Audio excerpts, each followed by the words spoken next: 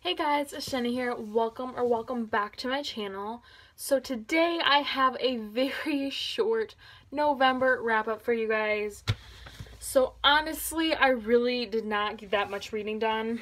I mean, if you look at page count, I guess I did quite a bit, but book-wise, I had only finished 2 books for this month, so that's kind of sucky.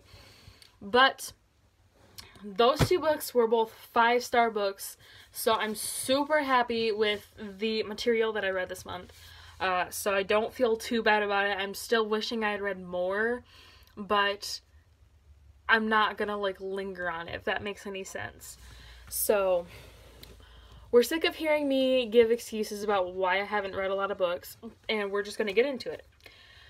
So, the first book I read in the month of November was Escaping from Houdini by Carrie Maniscalco. So this is book 3 in the Stalking Jack the Ripper series. I loved this book. Basically, Stalking Jack the Ripper takes place in the 1800s, and it follows our character Audrey Rose Wadsworth, who, as a woman in the 18th century, is immensely fascinated by the forensic science field. And so this is very frowned upon for women in the 1800s. But she breaks the stereotype. She dresses like a lady, but she likes to cut open corpses and study forensic medicine and science. So she apprentices under her uncle, and kind of just breaks that barrier and ends up just being a top-notch detective and scientist. And she and her partner Thomas Cresswell are just such a fantabulous duo that I love reading about every single time. They're just so good together. I love the way they work, and I love the way Carrie Maniscalco writes about their work and how they function together. So overall, I really loved the series. This book in particular, the character development was really, really good. She had a tendency to make me love characters that I haven't known until just this book. Like, characters introduced in this book, I found myself loving. And, the plot and the mystery itself was just so good. And despite the fact that she was not afraid to get a little bit graphic in her writing, I still thought that added the touch that it needed to make this book what it is supposed to be. I don't know. I just feel like this was very, very well done, and it was an extremely good addition to the series. One of my favorites, if not my favorite. So, I would have to reread the whole series to know if this is for sure my favorite or not, but it is a very close contender if it is not already my favorite. So next, I just finished, about last week, Tower of Dawn by Sarah J. Maas. So, as you guys may know, I have been dreading reading this book for weeks, months. This is book 6 in the Throne of Glass series, and if you don't know what Throne of Glass is about, basically it's about this assassin named Selena Sardathian. She is pulled from the slave camps of Aderland, Aurelia. She's pulled out of one of the worst slave labor camps in their country by the Prince of Aderland and the captain of the Royal Guard, and asked to compete in a competition. Well, not asked, rather forced to compete in a competition to be the king's hand. So essentially this entails competing against 35 thieves, liars, murderers, assassins, name it, bad people that were also pulled out of bad situations.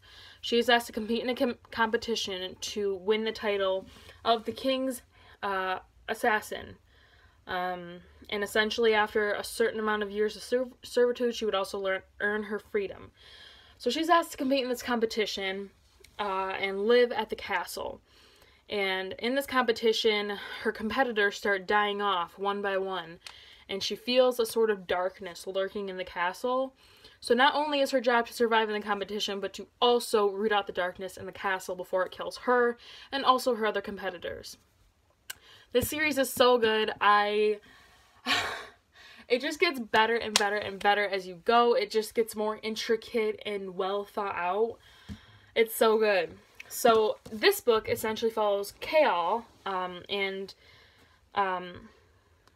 on this other continent. I'm trying not to be spoilery, but yeah, so it follows Kale on the southern continent, and I thought I wasn't going to like this book because Kale is not one of my favorites. I actually, after Queen of Shadows, I didn't like him. Actually, more after Crown of Midnight, I didn't like him. But Heir of Fire and Queen of Shadows really did it in for me. So I didn't like Kale. I read this book, and now I like Kale again. So, yeah, the character growth and development in this was phenomenal. She has an ability to introduce so many characters at once and just make you love every single one of them because of how well she's able to develop new characters in such a short time span. Like, this book is 660 pages, and I know that seems like a lot, but for about 10 characters being introduced, that is so little page work to work with to be able to give them that development that you need to be attached to them. But she did that. So that was phenomenal. From the very beginning, I was so intrigued in the story. Just from beginning to end, I was so enwrapped in this story. I just kept waiting to go. And it was just so good. The plot and the characters, all of it was just such a good book. And honestly, I know a lot of people skip this book, and I was actually thinking about skipping it myself, but I am so glad that I didn't. And if you have just finished or are reading Empire Storms or any of the books before that, and you're thinking about skipping this, don't.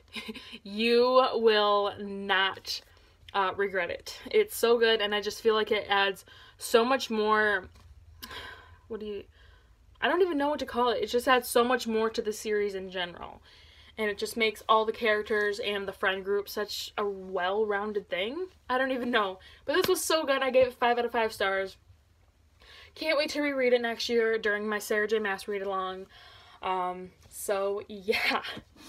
So, these were the 2 books that I read in the month of November.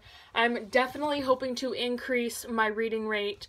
And I think that might be able to happen. I really don't want to hold myself to too much because, you know, it's December, it's Christmas month. I have a lot of birthdays this month, between my nephew, my dad, and my best friend, just that alone.